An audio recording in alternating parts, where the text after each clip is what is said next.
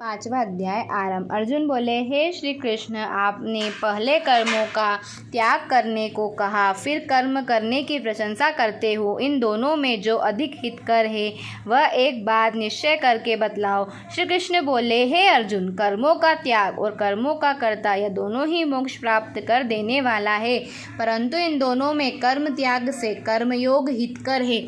जो किसी से द्वेष नहीं रखता और न किसी प्रकार की इच्छा करता है वही नित्य सन्यासी है।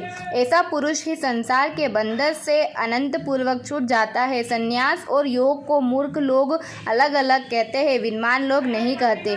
जो इन दोनों में से एक में भी अच्छी तरह स्थित हो जाता है उसको दोनों का फल प्राप्त होता है। ज्ञान योगी और स्थान मिलता है, वही स्थान कर्मयोगी को भी प्राप्त होता है। ज्ञान योग व कर्म योग एक ही है। जो ऐसा देखते हैं वे अच्छी तरह देखने वाले हैं। हे महाबाहो, कर्म योग के बिना संन्यास को प्राप्त होना दुष्कर है। कर्म करने वाला मुनिजनों को ब्रह्मांड प्राप्त होता है, विलंब नहीं लगता। कर्मयोग मुक्त शुद्ध अंतकरण वाला, मन तथा इंद्रियों को जीतने वाला, संपूर्ण प्राणियों में अपनी आत्माओं को देखने वाला, कर्म करता हुआ भी कर्म फल में लिप्त नहीं होता। योग मुक्त वेदना पुरुष देखते हैं, सुनते हैं, स्पर्श करते हैं, सूंघते हैं, खाते हैं, चलते हैं, श्वास लेते हैं, तो भी यह नहीं मानते कि मैं कुछ नहीं करता। वे बोलते हैं कि त्यागते हैं, ग्रहण करते हैं, मूंगते हैं, परंतु यही मानते हैं कि मैं कुछ भी नहीं करता। और यह मन में धारण करते हैं कि इंद्रियां भी अपने आप विषयों को वर्ती है। जो प्राणी ब्रह्मांड में अपर्ण कर संग को त्याग कर कर्म करता है वह पाप में इस प्रकार लिप्त नहीं होता जैसे कि कमल पत्र पर जल नहीं ठहरता। योगी जन शरीर से, मन से, बुद्धि से तथा इंद्रियों की आसक्तियों से रहित होकर आत्मशुद्धि के निमित्त कर्म करते हैं। योग युक्त पुरुष कर्म फल को त्याग कर मोक्ष रूप शांति का लाभ प्राप्त करते हैं और योग रहित रहते हैं। वह कर्म फल की इच्छा के बंधन में पड़ जाता है और सब कर्मों को मन से त्याग कर प्राणी इस नाव द्वार इंद्रियों को देह रूपी पुरी में ना कुछ करता है और ना कुछ कराता है, आनंद पूर्वक रहता है। परमेश्वर किसी को कर्म में प्रवृत्त नहीं करता। कर्म और फल जो उत्पन्न करता है यह सब प्रवृत्तियों द्वारा होते हैं। परमेश्वरी किसी के पुण्य तथा पापों को ग्रहण नहीं करता। ज्ञान जो अज्ञान से आच्छादित है उससे जीव मोह को प्राप्त होता है, परंतु ज्ञान आत्मज्ञान के द्वारा जिसका अज्ञान नष्ट हो गया है उसका वह आत्मज्ञान परमेश्वर के रूप को ऐसा प्रभावित करता है।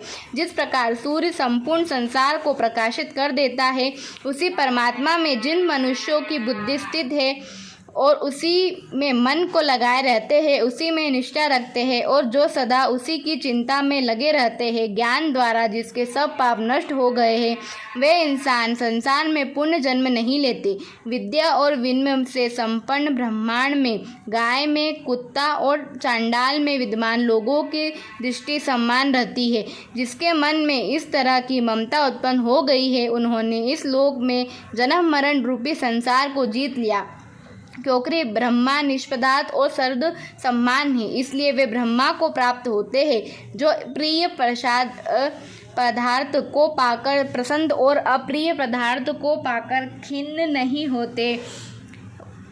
होते। इसी स्थित बुद्धि वाले मोह रहित ब्रह्मवेद को ब्रह्मांड में स्थिर जानो। बाहरी पदार्थों में चिंता को आसक्त नहीं होने देता, वही आत्म सुख को अनुभव करता है और ब्रह्मा में अंतकरण को मिलाकर अक्षय सुख प्राप्त करता है। इंद्रियों के स्पर्श से जो भोग किए जाते हैं वह वस्तुतः दुखदायी होते हैं, उनका आदि भी है और अंत भी है। कौनत ज्ञानी लोग ऐसे भोगों में रत नहीं होते। शरीर छूटने से पहले जो मनुष्य काम और क्रोध के वेग को सहन करने में समर्थ होता है वही योगी और सच्चा सुखी है। जो योगी आत्म सुख में सुखी, अंतर आत्मा में आनंद से आनंदित और अंतर ज्योति से ही प्रकाशित है, वह ब्रह्मांड रूप होकर ब्रह्मांड निवारण को प्राप्त होता है। पाप जिनके नष्ट हो गए हैं, मंद बुद्धि दूर बुद्धि दूर हो गई। मन को जिन्होंने वश में कर लिया, जो जीव मात्र का हित चाहते, ऐसे योगी को ब्रह्मांड निवारण प्राप्त होता है। काम तथा क्रोध जिसमें नहीं है, मन के वेश को जिसने रोक लिया है, ऐसे आत्मज्ञानी योगियों को ब्रह्मा निवारण सहज ही प्राप्त होता है। भारी पदार्थों के संयोग से अलग रहकर, दोनों बोहों के बीच में दृष्टि लगाकर, नासिका के भीतर चलने वाली प्राण वायु तथा अपमान वायु को सम करके, इंद्रियों, मन और बुद्धि को वश में करके, इच्छा बह तथा क्रोध को त्याग कर मोह की इच्छा करने वाले योगी जन जीवन मुक्ति है। जो मुझको सब योगों और तपों को भोगता, संपूर्ण लोकों का स्वामी और सब प्राणियों का मित्र जानते हैं, उन्हीं को शांति प्राप्त होती। इति श्रीमद् भागवत गीता का